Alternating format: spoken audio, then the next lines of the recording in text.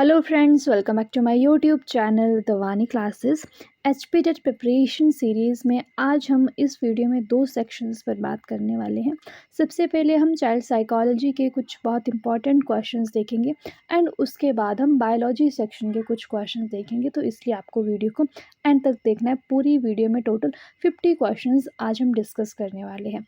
Okay, तो पहला question है हमारा, which method of psychology deals with examining one's own thoughts. Psychology का कौन सा मेथड है जिसमें हम अपने ही थॉट्स को एग्जामिन करते हैं? उस मेथड को क्या कहा जाता है? Observation method, introspection method, experimental method या फिर डी सर्वे मेथड। ओके, तो ये मेथड होता है इंट्रोस्पेक्शन मेथड। ओके, एंड कई बार ऐसा भी क्वेश्चन आ गया है कि इंट्रोस्पेक्शन मेथड, क्वेश्चन में पूछा गया है कि इंट्रोस्पेक्शन मेथड में हम किसके थॉट्स को एग्जामिन करते हैं। ठीक है, तो वहाँ पर ऑप्शन आएगा आपका सेल्फ, तो आपने उसको टिक करना है। ठीक है, नेक्स्ट क्वेश्चन है हमारा, okay, it is the process by which characteristics of an individual are basically determined by genes received from the parents. कौन सा प्रोसेस है जिसमें किसी भी इंडिविजुअल के जो करेक्टरिस्टिक्स हैं वो डिटरमाइन करते हैं जीन्स जो उन्हें उनके पेरेंट्स से रिसीव होते हैं? इस प्रोसेस को हम क्या कहते हैं? ग्रोथ, मैच्योरेशन, हेरिडिटी या फिर डी इन्वायरमेंट। ओके, तो ये जो प्रोसेस है जिसमें हमारे जो भी करेक्टरिस्टिक्स हैं वो हमें मिलते हैं हमारे पेरेंट्स से जीन्स के थ्रू। ठीक है, तो ये जो प्रोसेस है इसको हम कहते हैं हेरिडिटी, आनुवांशिकता। The transition period of phase of development in human is. जो ट्रांजिशन पीरियड होता है हमारी डेवलपमेंट फेज का, उसे क्या कहते हैं? इन्फेंसी को कहेंगे हम ट्रांजिशन पीरियड, चाइल्डहुड को, एडोलेसेंस को या फिर एडल्टहुड को। ओके, तो जो एडोलेसेंस होती है, किशोरावस्था होती है, उसको हम ट्रांजिशन पीरियड कहते हैं, जिसमें कोई भी जो ह्यूमन बीइंग है वो चाइल्डहुड से फिर एडल्टहुड में जाता है। ठीक है, तो जो एडोलेसेंस का पीरियड है वो ट्रांजिशन पीरियड है, बीच का पीरियड है एडोलेसेंस। ओके, नेक्स्ट क्वेश्चन है हमारा, development starts from head and proceeds toward toe. जो विकास है, डेवलपमेंट है, वो शुरू होती है हेड से और हमारी टो की तरफ प्रोसीड होती है। This refers to principle of development. ये कौन सा डेवलपमेंट का प्रिंसिपल है? A cephalocaudal, B proximo dorsal, नहीं यहाँ पे होगा प्रॉक्सिमो डिस्टल। ठीक है, क्या होगा? प्रॉक्सिमो डिस्टल है, ये थोड़ी टाइपिंग मिस्टेक है। Okay, then both none of these. Okay, तो जब जो डेवलपमेंट है वो हेड से शुरू होगी और टोज की तरफ जाएगी, उसको हम कहते हैं सिफेलोकोडल डेवलपमेंट। कौन सी डेवलपमेंट? सिफेलोकोडल डेवलपमेंट। ठीक है, और इस डेवलपमेंट को लॉन्गिट्यूडनल डेवलपमेंट भी कहते हैं। जबकि जो हमारी दूसरी डेवलपमेंट है प्रॉक्सिमो डिस्टल डेवलपमेंट, इसमें जो डेवलपमेंट होती है वो चलती है सेंटर टू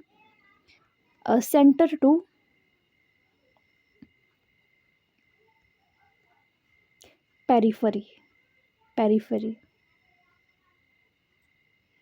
ठीक है, सेंटर टू पेरिफरी, यानी कि जो डेवलपमेंट चलेगी वो स्पाइनल कोड से चलेगी हमारे आर्म्स और फिंगर्स तक। ओके, ये होती है सिफेलोकोडल प्रॉक्सिमो डिस्टल डेवलपमेंट। कई बार आपसे प्रॉक्सिमो डिस्टल पूछ लिया जाएगा और कई बार आपसे सिफेलोकोडल डेवलपमेंट पूछ लिया जाएगा, तो दोनों ही इंपॉर्टेंट है और ये प्रिंसिपल्स हैं किसके? डेवलपमेंट के। ठीक, next one, next question is, adolescents move from being concrete thinkers to which kind of thinkers? Who can imagine thinking not seen or experienced? यानी कि जो adolescents है वो concrete thinker से किस तरह के थिंकर्स में चेंज हो जाते हैं, जो इमेजिन कर सकते हैं उन चीज़ों को भी जिनको उन्होंने देखा है, ना ही देखा है, ना ही उन्होंने एक्सपीरियंस किया है। ठीक है, यहाँ पर आएगा हु कैन इमेजिन थिंग्स, यानी कि उन्होंने ना उन वस्तुओं को पहले देखा है, ना ही एक्सपीरियंस किया है, उनके बारे में भी वो सोच सकते हैं। यानी कि वो कंक्रीट थिंकर्स से अब क्या बन गए हैं? अब वो बन गए हैं एब्स्ट्रैक्ट थिंकर्स। ठीक है, कंक्रीट थिंकर्स से अब क्या बन गए हैं? वो एब्स्ट्रैक्ट थिंकर्स, जो बिना देखी हुई चीज़ों या फिर बिना एक्सपीरियंस की हुई चीज़ों को भी इमेजिन कर सकते हैं। ठीक है, इसको हम बोलते हैं एब्स्ट्रैक्ट, यानी कि अमूर्त। Okay, development is a product of contribution of heredity and, जो डेवलपमेंट है ये प्रोडक्ट है किसका, किन किन चीज़ों का कंट्रीब्यूशन है, हेरिडिटी का और साथ में किसका, society, family, community and environment. तो जो डेवलपमेंट है ये प्रोडक्ट है हेरिडिटी एंड इन्वायरमेंट दोनों का, ठीक है। हेरिडिटी एंड इन्वायरमेंट दोनों साथ में चलेंगे तभी जो है वो डेवलपमेंट होगी। क्लियर है। Next question. Okay, Which of the following does not contribute to the physical development of the child? इनमें से कौन सी चीज़ ऐसी है, कौन सी कंडीशन ऐसी है जो बच्चे की फिजिकल डेवलपमेंट में कंट्रीब्यूट नहीं करेगी, ठीक है। डज नॉट लिखा गया है। ए, फिजिकल एक्सरसाइज, इंडोर और outdoor games, unhealthy eating habits या फिर इवनिंग गेम्स, ठीक है। तो फिजिकल एक्सरसाइज भी जो है वो कंट्रीब्यूट करेगी फिजिकल डेवलपमेंट में, इंडोर आउटडोर गेम्स भी, इवनिंग गेम्स भी। जो यहाँ पर कंट्रीब्यूट नहीं करेगी ये है unhealthy eating habits. Okay, it means knowing that an object still exists even if it is hidden, ठीक है। इनमें से कौन सी कंडीशन ऐसी है जो हमें बताती है कि ऑब्जेक्ट जो है ना वो अभी भी एग्जिस्ट करता है, अभी भी है, हालांकि हमने उसको छुपा दिया है, ठीक है। ये कौन सी कंडीशन है, हमने किस थ्योरी में पढ़ी है, ये भी आपको पता है। Object disappearance, object permanence, object relevance या फिर ऑब्जेक्ट अपीयरेंस, ठीक है। इस कंडीशन को हम कहते हैं ऑब्जेक्ट परमानेंस। और हमने कौन सी थ्योरी में पढ़ी है, ये हमने पढ़ी है पियाजे की थ्योरी में, ठीक है। पियाजे की कौन सी theory, theory of cognitive development में हमने ऑब्जेक्ट परमानेंस की बात की है, ठीक है। जहाँ पर बच्चे को पता होता है कि ऑब्जेक्ट है, कोई भी वस्तु जो है, कोई भी खिलौना जो है वो एग्जिस्ट करता है, हालांकि हमने उसको छुपा दिया है फिर भी। नेक्स्ट क्वेश्चन है हमारा, according to 8 stages of psychosocial development during which age does the psychological stage of trust versus mistrust develop. Okay, psychosocial development theory में जो किसने दी है, हमें पता है एरिक एरिक्सन ने दी है, ठीक है।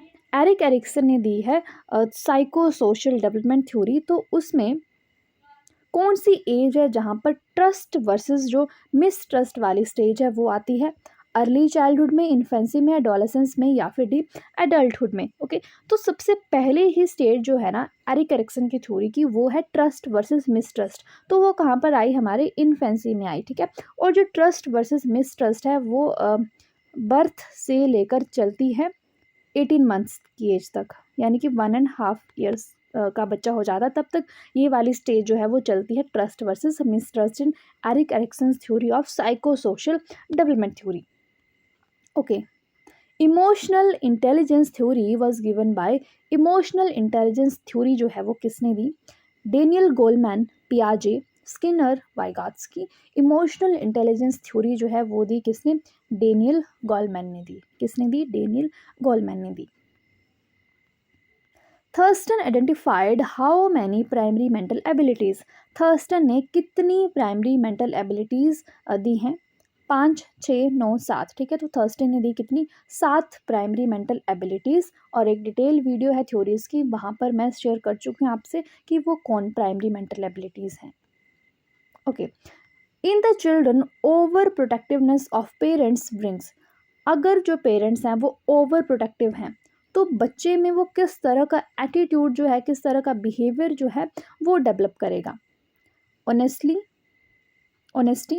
Competitive attitude, lack of self confidence, none of these, ठीक है। यानी कि अगर जो पेरेंट्स का ओवर प्रोटेक्टिव बिहेवियर है तो उससे बच्चों में किस तरह का बिहेवियर आएगा, बच्चे में किस तरह की क्वालिटी आएगी, ठीक है। ऑनेस्टी तो नहीं आ सकती है, कॉम्पिटिटिव एटीट्यूड भी नहीं आएगा बच्चे में लैक ऑफ सेल्फ कॉन्फिडेंस जो है वो डेवलप होगा, ठीक है। बच्चे जो है वो कॉन्फिडेंट फील नहीं करेंगे क्योंकि जो पेरेंट्स हैं वो ओवर प्रोटेक्टिव है उनके लिए। Okay, next one, if teachers often reject, punish and tease their students, it leads to which one of the following tendencies among students.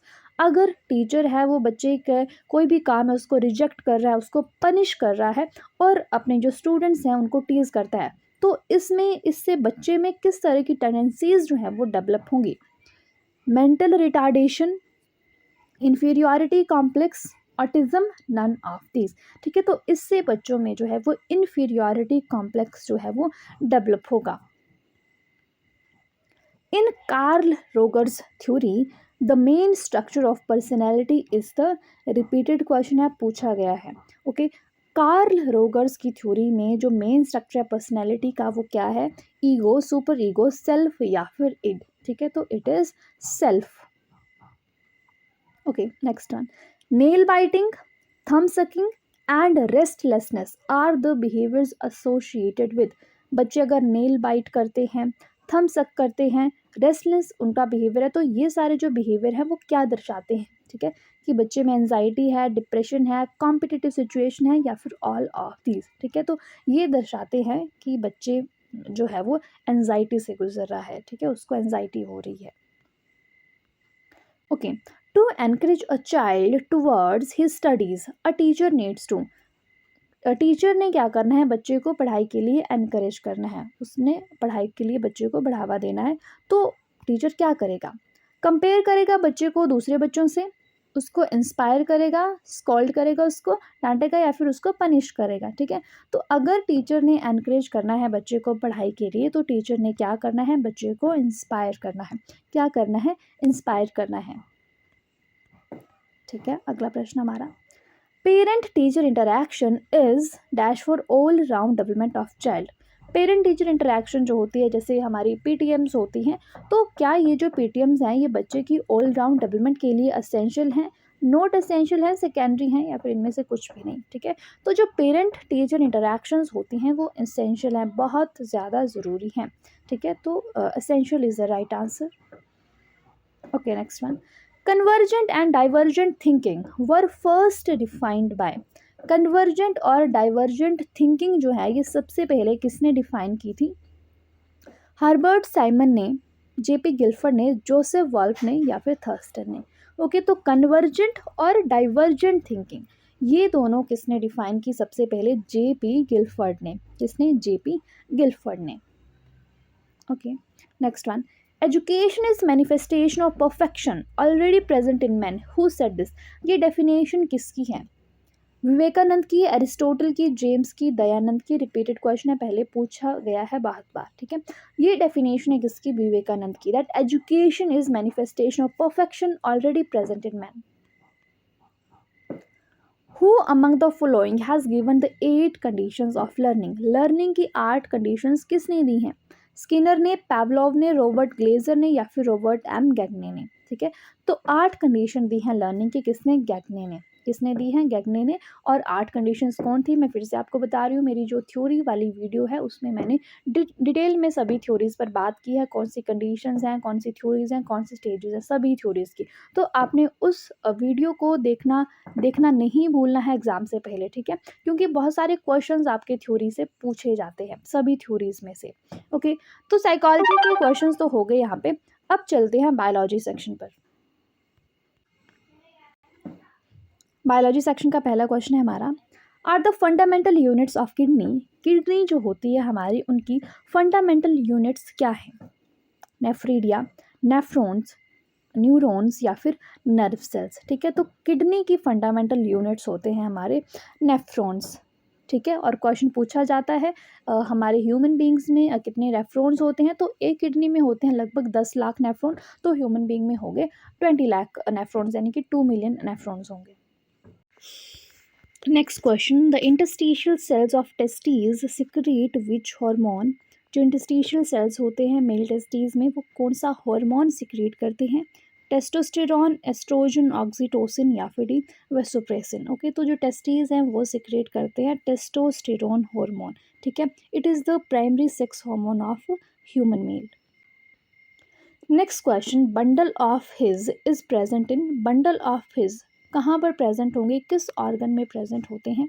Kidney में, हार्ट में, स्टमक में, आइज में? बंडल ऑफ हिज होते हैं हमारे हृदय में, हार्ट में। The animals that eat the flesh of dead animals are called. ऐसे एनिमल्स जो डेड एनिमल्स के फ्लैश पर फीड करते हैं उन्हें क्या कहेंगे? कार्निवोर, डीकम्पोजर्स, पैरासाइट्स या फिर ऑमनीवोर कहते हैं। इस तरह के एनिमल्स को कहा जाता है decomposers. Next question, defect of I by which a person can not see distant object is. वो कौन सा डिफेक्ट है जिसमें कोई भी इंडिविजुअल जो है वो नज़दीक के जो वस्तुएं होती हैं, नज़दीक के जो ऑब्जेक्ट्स होते हैं उनको देख पाता है, परंतु जो दूर के ऑब्जेक्ट्स होते हैं उनको क्लियरली नहीं देख पाता है। ठीक है, उस डिफेक्ट को क्या कहते हैं हम? मायोपिया, हाइपरमेट्रोपिया, कैटरेक्ट या फिर डी नन ऑफ दीज। तो इस तरह के डिफेक्ट को कहा जाता है मायोपिया। ठीक है, क्या कहा जाता है? मायोपिया। और दूसरा नाम इसका क्या है? Near sightedness, near sightedness.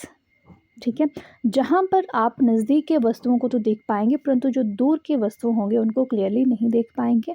और इसका अपोजिट होता है एक हाइपरमेट्रोपिया। क्या होता है? हाइपरमेट्रोपिया, जिसको हम कहते हैं फार साइटेडनेस भी। क्या कहते हैं? फार साइटेडनेस भी। ठीक है, जिसमें जो नज़दीक के ऑब्जेक्ट्स होंगे वो क्लियर नहीं दिखेंगे, थोड़ा ब्लर विजन होगा, परंतु जो दूर के ऑब्जेक्ट्स हैं उनको वो इंडिविजुअल जो है वो क्लियर देख सकता है, उसको हाइपरमेट्रोपिया कहते हैं। ठीक है, यहाँ से क्वेश्चन पूछा जाता है मायोपिया और हाइपरमेट्रोपिया से।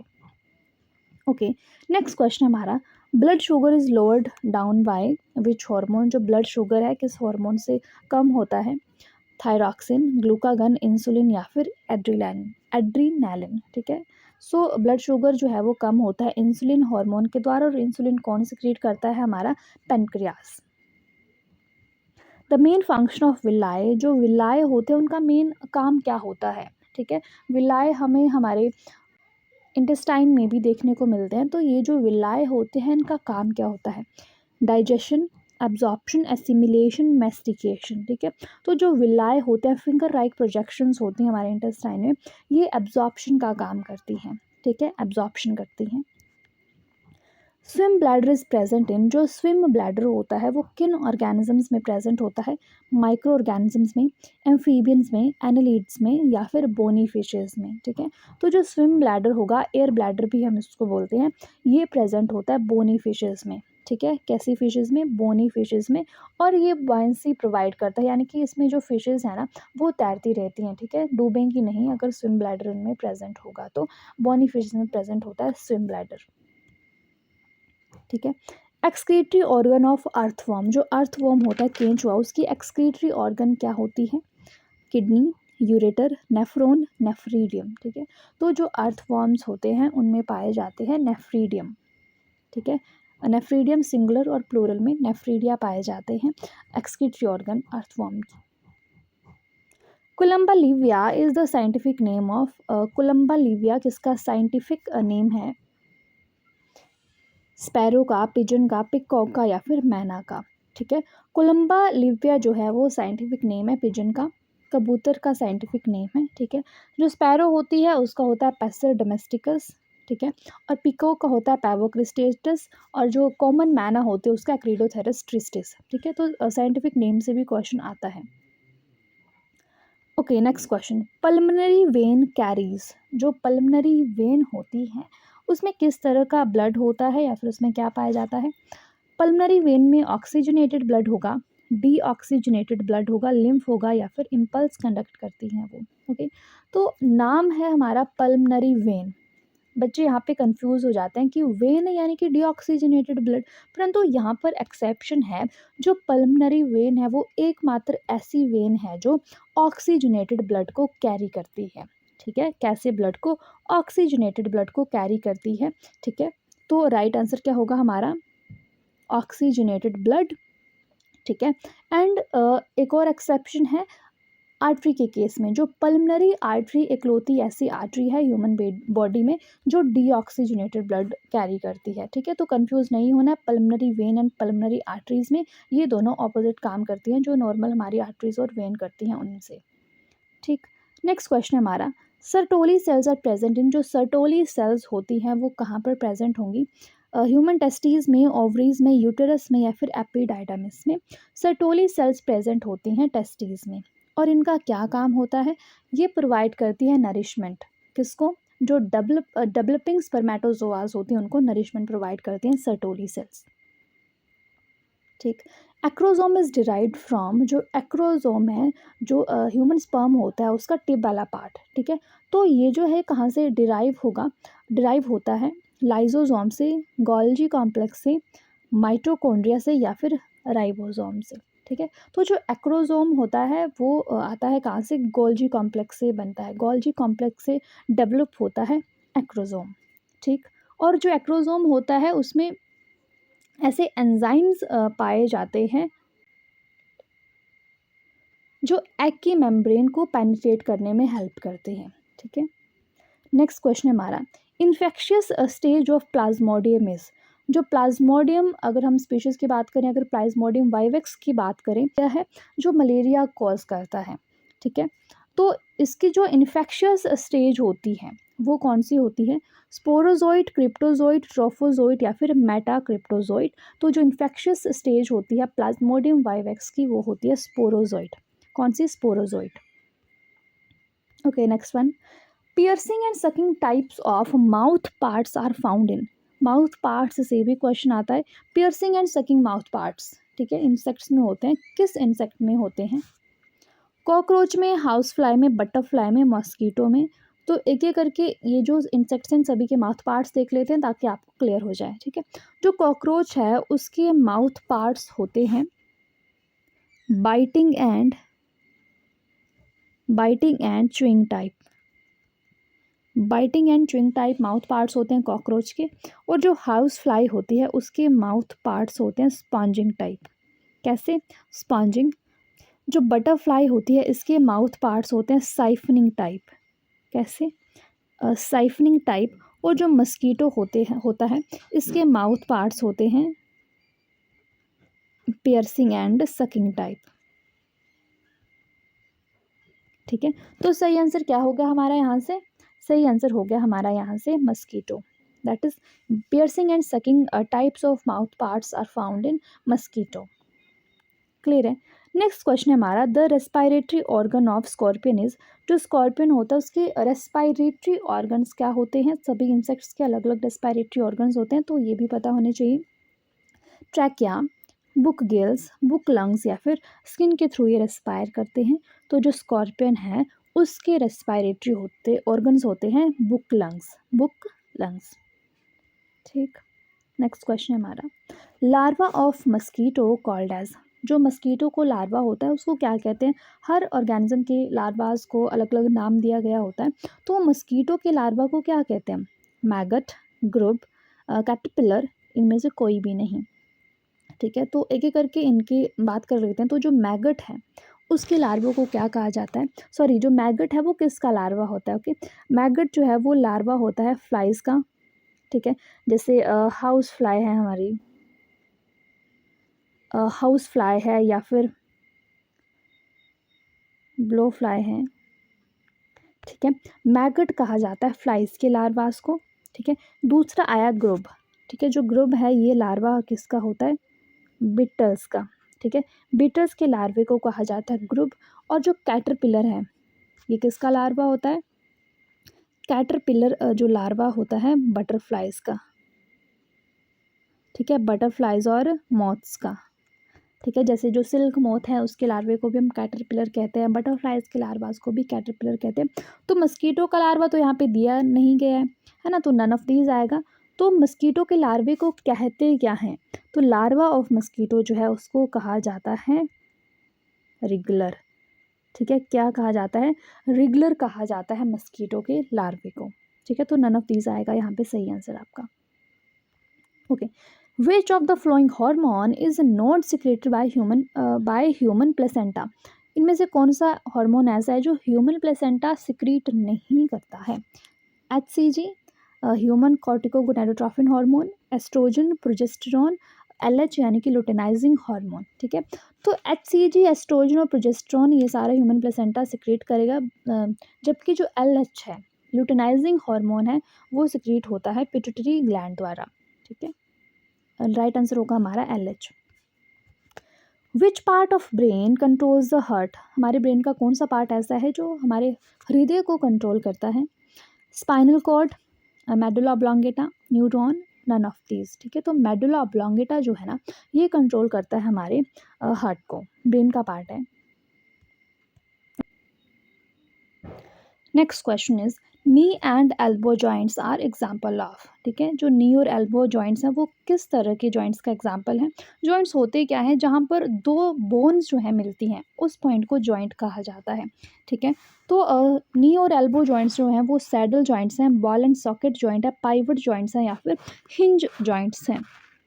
ठीक है, तो एक एक करके देख लेते हैं कि ये जो जॉइंट्स हैं इनके एग्जाम्पल्स क्या क्या हैं। सबसे पहले सैडल जॉइंट। सैडल जॉइंट कहाँ पर पाया जाता है? जहाँ पर हमारा जो थंब है, ठीक है, हमारा जो थंब है जो हैंड के साथ मिलता है, ये जो जॉइंट है उसको हम कहते हैं सैडल जॉइंट। फिर आता है बॉल एंड सॉकेट जॉइंट। ठीक है, जो बॉल एंड सॉकेट जॉइंट है वो पाया जाता है हमारे शोल्डर्स में और हिप्स में। ठीक है, शोल्डर्स और हिप्स का जो जॉइंट होता है वो होता है बॉल एंड सॉकेट जॉइंट। ठीक है, फिर आता है पाइवट जॉइंट। ठीक है, पाइवट जॉइंट कहाँ पर होगा? हमारी नेक का। ठीक है, नेक और हेड के बीच का जो जॉइंट होगा उसको पाइवट जॉइंट कहते हैं। यस और नो मूवमेंट, एटलस और एक्सिस की जो मूवमेंट होती है उसमें हेल्प करता है ये। फिर आता है हिंज जॉइंट। जो हिंज जॉइंट है ये होता है हमारी नी और एल्बो का जॉइंट। ठीक है, तो इसलिए राइट आंसर क्या हो गया हमारा?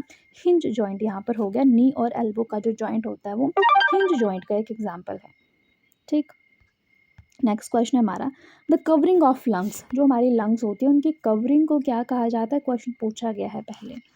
Trachea, pleura, nephron, none of these. ठीक है, तो लंग्स की कवरिंग को कहते हैं हम प्लूरा। क्या कहते हैं? Pleura. Association between roots of higher plants and fungi is called। Higher plants की रूट और फंगी के बीच के एसोसिएशन को क्या कहा जाता है?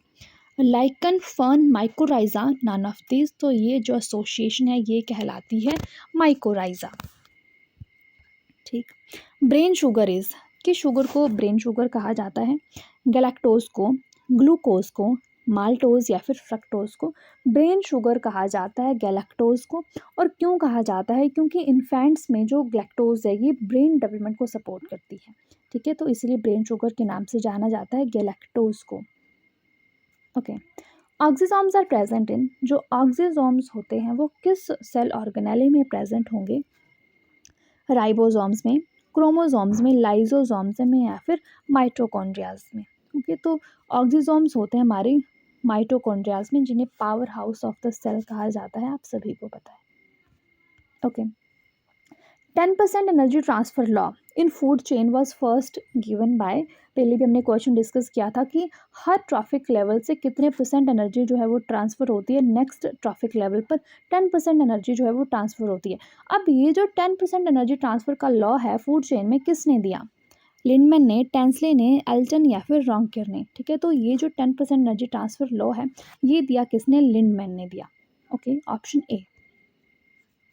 Okay, next one, eyes of owl glitter at night due to presence of. जो आउल होता है उल्लू, उसकी आंखें रात को चमकती हैं किस वजह से? कौन सा पिगमेंट या फिर क्या होता है उसमें? पोरफायरोप्सिन, टेपेटम फाइब्रोजम, ल्यूसीफेरन, टेपेटम सेलुलोजम। ठीक है, तो उसमें पाया जाता है टेपेटम सेलुलोजम, जिसकी वजह से जो आउल है उसकी आंखें रात को चमकती हैं। Okay, the part of fallopian tube closest to ovary is. Fallopian tube का कौन सा पार्ट है जो ओवरी के सबसे नज़दीक होता है? एम्पुला, इस्थेमस, इनफंडिबुलम या फिर डी सर्विक्स। ओके, अगर आप स्ट्रक्चर देखें फीमेल रिप्रोडक्टिव सिस्टम का तो आप देखेंगे कि फेलोपियन ट्यूब का जो पार्ट ओवरी के सबसे नज़दीक होता है वो होता है इनफंडिबुलम। ठीक है, इनफंडिबुलम।